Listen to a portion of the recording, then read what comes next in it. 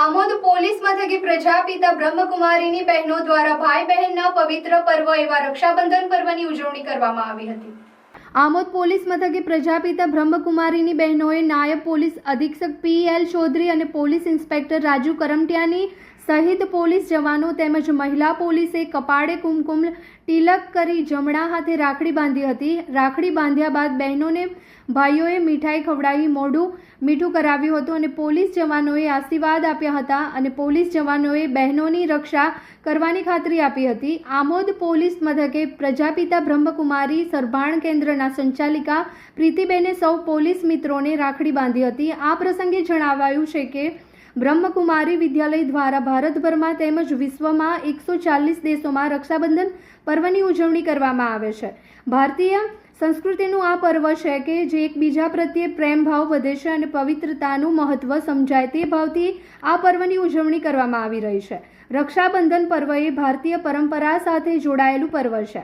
પરસ્પર પ્રેમ વર્ષાવે છે। ભાઈ બહેનને પવિત્ર સ્નેહે બાંધવાનું આ પર્વ છે।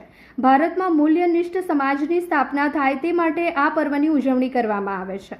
રક્ષાબંધનના પાવન પર્વ નિમિત્તે બ્રહ્મકુમારી વિદ્યાલય દ્વારા ભારતભર અને સાથે વિશ્વના 140 દેશોની અંદર પણ આ પર્વની ઉજવણી થતી હોય છે।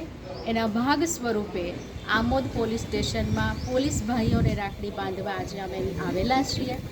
આ પર્વનું મુખ્ય લક્ષ્ય છે કે પરસ્પર પ્રેમ વધે અને ભારતીય સંસ્કૃતિની આ જે પરંપરા છે એનું પણ પવિત્રતાનું મહત્ત્વ સમજાય એ ભાવથી આ કાર્યક્રમ કરવામાં આવે છે।